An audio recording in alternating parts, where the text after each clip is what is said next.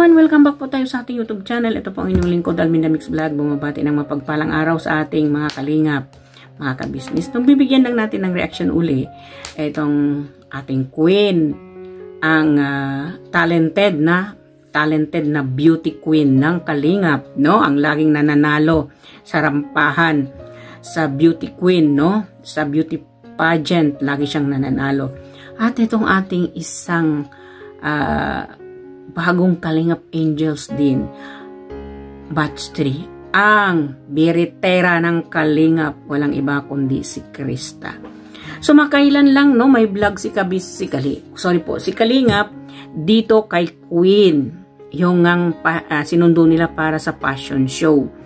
So sorry po, para sa live sailing ng Velvet, no? Susunduin nila si Queen kasi mayroon ngang live. Ito sila dalawa niyan, Joby.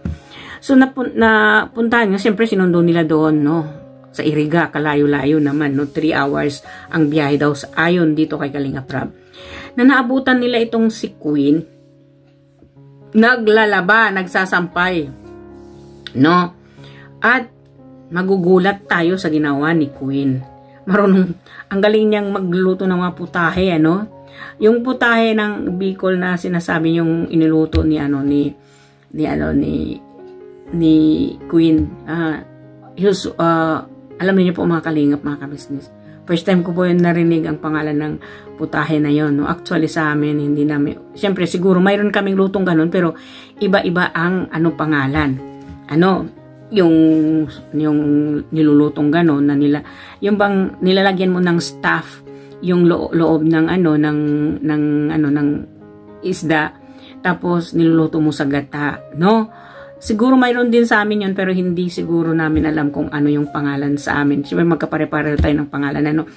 Naabutan ito nila, naglalaba at nilutuan sila ng pananghalian ni Queen. So ibig sabihin, aside from beauty and brain, aside sa mga pananalo niya sa pagrarampa, sa professional niyang pagmo-model, na parang professional talaga kung mag-model itong si Queenie, ay mayroon para rin siyang hidden talent, ang pagluluto. Alam naman po natin nung pumunta sila Kalingap Rab, no, nung naabutan din niya na mayroon silang maliit na kalenderya, ay si Queen ang nagluluto. Kumbaga, nakasanayan na ni Queen ang magluluto, no? Kumbaga, naging skill na rin yung pagluluto bukod sa pagrarampa at pananali dito. Yung laging sumasali sa beauty pageant, no? Etong si Queen. So, magpasalamat na lang tayo at mapasana all tayo dito sa nanay niya, no? Na mayroon siyang anak tulad ni Queen, no? Maganda na, talented pa, no? Andyan na sa kanya lahat, no? Kumbaga, perfect package kumbaga kahit tayo, no, kung napapanood natin si Queen, the way na magsalita siya, the way na mag-express siya ng kung ano yung sinasabi niya, matured siya mag-isip, matured siya magsalita, matured siya kung gumalaw. Hindi natin paniniwalaan na she's only 14. In the age of 14, para siyang nasa 22 o 24 years old na kung magsalita at kung mag-isip, no, itong si Queen. No, nakakahanga na lang na magkaroon ka ng isang anak na ganito, na talagang para bang siya, tawag dito na kagabay mo, no? Parang kaano mo sa lahat ng sa lahat ng gawain, o sa lahat ng hanap buhay, o sa lahat ng kung ano pang dapat na itulong niya sa kanyang magulang, no, sa kanyang mama, ay gagawin niya, no? Kasi nga naman ay syempre as a single mom, nagpalaki ka naman ng mga anak, ay talagang kailangan mo talaga ng katuwang. So itong nanay ni Queen ay napakaswerte niya sa nagkaroon siya ng anak bilang isang queen, no? Si Queen, at ay nakita natin na ang dami niyang potential sa sarili niya, no?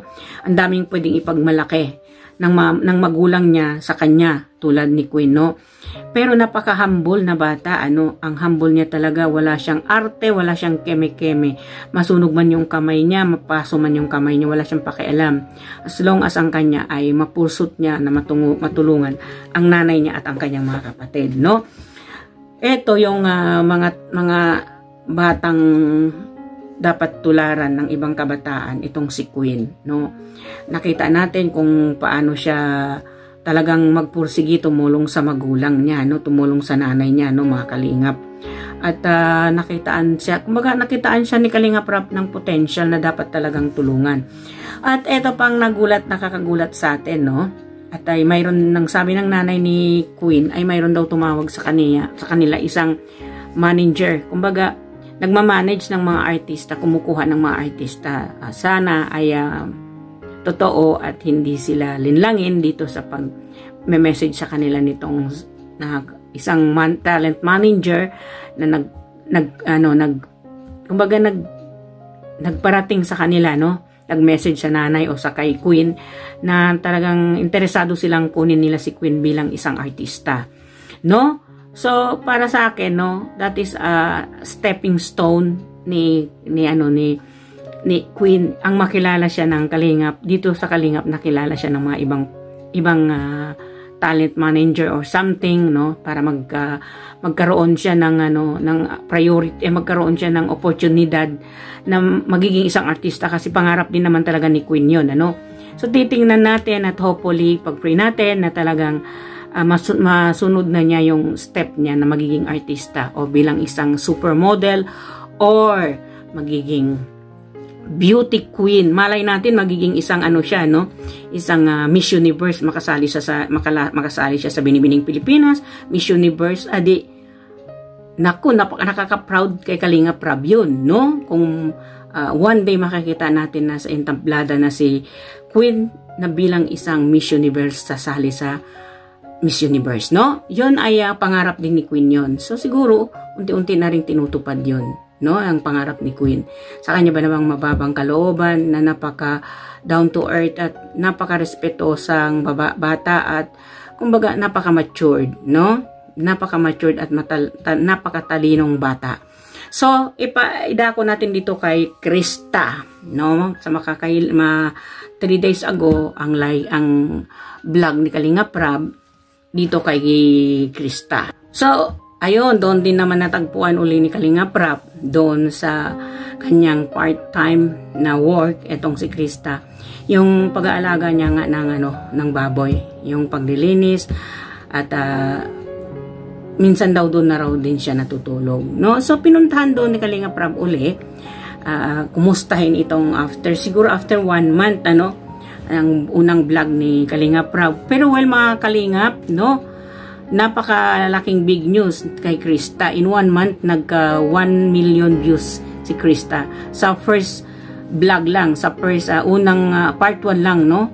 Ang part 1 lang ni Krista ay nag-million na agad ang kanyang views, no? So, gulat tayo, no? Malakas si Krista, no? Sa Kalingap nung iblinag na ni Kalingap si Krista, no?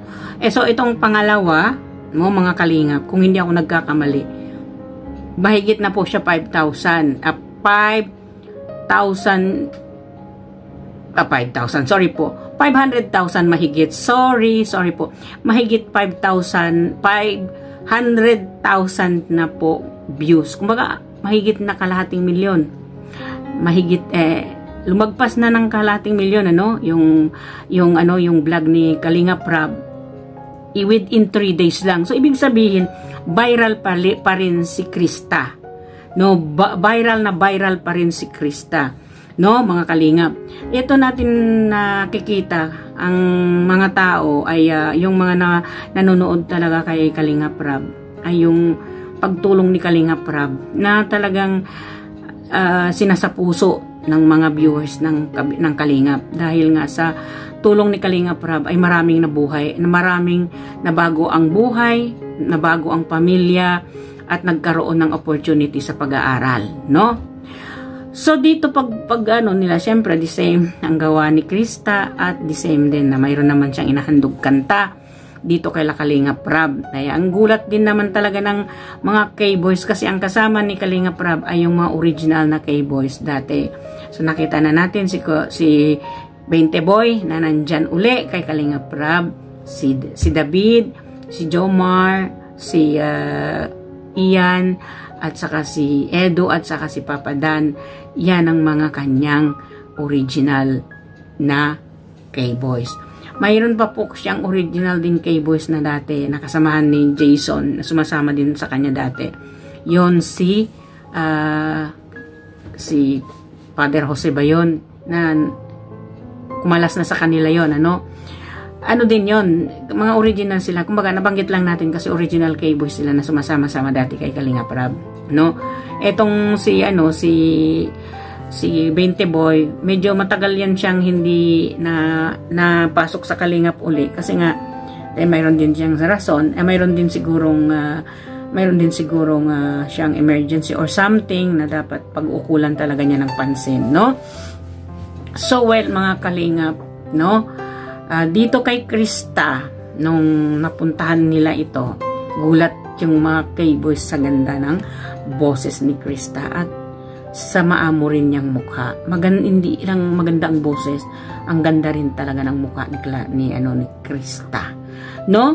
Para kasing kristal, no, yung mukha ni itong si Krista. Bukod sa talagang magandang kumanta at maganda yung mukha. Dito natameme si Mixilog. No, at nakipag-duet pa si Mixilog dito kay Krista. Ano? So mga Kalingap, no, bilang isang batang tulad nila Krista, because she's only 15, no, naghahanap buhay para sa pamilya, nagpupursigi sa pag-aaral, kaya nagtatrabaho kahit anong trabaho. Kumbaga, hindi na niya inisip kung ano yung klaseng part-time, katulad na lang po niya ng pag-aalaga at paglilinis ng baboy. Sa isang tulad ng 15 years old, hubod na maganda at talented na bata, no? Hindi natin sukat akalain na ganon sila mag-isip kahit anong part-time na trabaho ay papasukin nila, no? Para lang sa kanilang pamilya. Ayon naman dito kay Krista, wala daw trabaho yung nanay, wala rin trabaho yung tatay. Kumbaga, sa kanya lang, siya lang ang inaasahan para sa kanyang pamilya. Inaasahan pang araw-araw nilang konsumo, no? At yun pa rito kay Krista is 300 a day. So sa 300 a day yun, sa dami ninyong magkakapatid, expenses mo pa sa school, ay talagang hindi mo talaga yun kayang i-budget kung paano mo i-budget yun. Kumbaga, kung hindi siya kikilos ng isang araw, wala silang makain. So ang ginagawa ni Krista ay talagang nagpupursige siya talaga sa kanyang part-time kahit magkano sa 300 a day, no? Niya yun, pinagsisikapan o niya yun, hindi wala sa isip niyang kung ano-ano, basta ang kanya ay kumbaga matulungan ng kanyang pamilya, no, sa pamamaraan ng kanyang pagpa-part-time. Kasi ayun naman sa kanya, part-time daw po niya yun pag may klase Sabado at Linggo, pero pag walang pasok talagang nananatili siya doon. Kumbaga, tulong niya sa pamilya niya, no? Ang kanyang pagtatrabahong ganyan, no? Imagine, mga Kalingap, sa age of 15 years old, napaka-matured niyang mag-isip, no? Matured silang mag-isip, matured kung sumagot. You cannot believe them na they are only 15, tulad nitong si Krista. Sino bang maniniwala sa 15 years old? Ganon naka-matured mag-isip, no? Napaka-matured nilang mag-isip dahil siguro nakita nila yung kalagayan, kung ano yung sitwasyon nila sa buhay, no? So, dito kay Krista, mapahanga tayo, no? At dito ako napahanga, no? Nag-million siya agad ng views ko dito kay Kalinga Prab. At ngayon, sa 3 days pa lang niya, no? Humahatak na naman siya ng views. Humahatak na naman siya ng views sa mga nanonood kay Kalinga Prab, no? Within 3 days, mahigit na, no? Kalahating milyon na siya mahigit. So,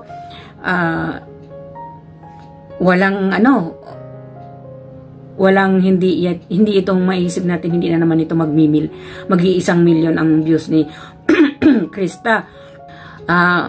Talagang run to 1 million na naman ito. Itong vlog ni Kalinga Prab kay Krista. Kumbaga, hindi ito lalayo sa mag-million na naman, hindi lalayo sa 1 million na naman ang views nitong si Krista.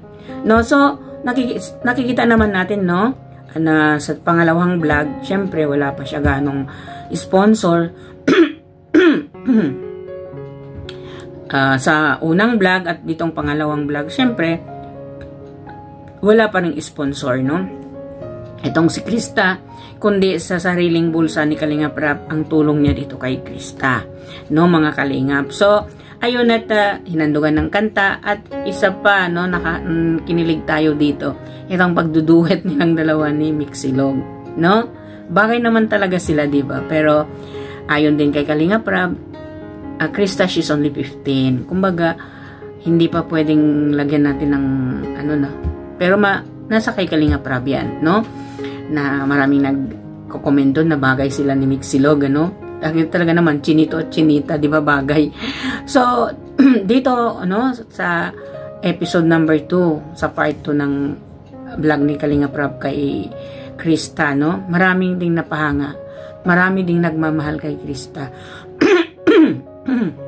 Ito sa part 2 po, nakikita natin ang dami pa rin nagmamahal kay Krista, ang dami pa rin sumusuporta sa kanya. Maraming magagandang komento dito kay Krista. Positive, no? At mayroon ding nabanggit si Kalinga Prab kung ano yung masasabi niya doon sa mga negative comment sa kanya. Ay ayon pa naman kay Krista is, kumbaga, nagbibigay din daw sa kanya ng motivation para ma-improve niya kung ano yung mali niya. Kung para, syempre, maituwid niya kung ano yung dapat niyang ituwid. Kumbaga, kumukuha din siya ng idea doon sa mga nag-negative comment. Kung mali man yon o hindi man yon pwede, baga, pwede rin niya yon ituwid, no? Sorry po. Pwede din niya yon ituwid, Yan din ang maganda kay Krista na, kumbaga, hindi niya nilalagay o hindi niya pinapansin o hindi niya sinasa puso o hindi niya pinapansin yung mga negative comment. Although ginagawa niya, ino-improve niya dahil nakikita niya dun sa negative comments na yon ang pwede siyang mag-improve. Pwede niyang baguhin kung ano yung dapat niya baguhin sa mga negative comments sa kanya, no? So, pero marami tayong nakikita, puro positive ba, no? Kasi ang ganda naman talaga ng boses niya at ang ganda pa ng mukha, no? Mala prinsesa kasi ang mukha nitong si Krista, no? At napakaswerte naman ng mga magulang nila at mayroon silang ganyan na mga gandang anak, no? At swerte na rin sila na natagpuan din sila ng Kalingap, no, na para tulungan o mabago ang buhay nila, tulad nitong sila Krista, Queen, lahat naman ng beneficiary ni Kalingap ay nababago ang buhay, ang pamumuhay, no, lahat-lahat, at umaapaw ang blessing, no, di ba, mga Kalingap? So, mga Kalingap, mga ka-business, no, mga ka-love team, hanggang dito na lang po itong ating reaction video dito kay Queen at kay Krista, ang biritera ng Kalingap, at ang beauty pageant ng Kalingap ay si Queen, no? So, mga Kalingap, hanggang dito na lang, no? At sang swerte-swerte talaga ng mga batang ito na napabilang isang Kalingap, no? Kasi si Queen at si Krista ay batch 3 ng Kalingap. Diba? No? Puro sila magaganda. Masabi ang tao sa mga beneficiary ni Kalinga Prab, puro sila beauty and brain, di ba? Wala naman sa kanila hindi magaganda at hindi mga honor student, no, mga matataas ang mga awardee student ba? Itong mga angels ni Kalinga Prab, mga awardee student, di ba? So, mga Kalingap, mga kapapi, mga ka-business, mga ka-love team, hanggang dito na lang. Sana po nagustuhan ninyo. Kung nagustuhan po nyo, paki-share, likes ng aking video at paki-subscribe po ng aking munting bahay. At huwag po natin kalimutan i-subscribe din ang Mag-amang Kalingap, Kuya Bal Santos Matubang, Kalinga Brab at Ate Edna Vlog at Ma'am Jack Tapia Matubang at ang lahat po ng mga reactors ng Kalingap at lalong-lalo na po ang Karepa reactors. Please po, suportahan po natin sila. Suportahan ninyo po kami, napabilang po ako sa Kalingap Karepa reactors. Maraming salamat po. At sa lahat po din ng ka-business reactors. Maraming salamat. Magkikita-kita tayo muli. Hanggang sa muli. May Allah bless you. May Allah bless us all. Maraming salamat po sa inyong lahat. Hanggang sa muli mga kalingap. Bye-bye. See you again.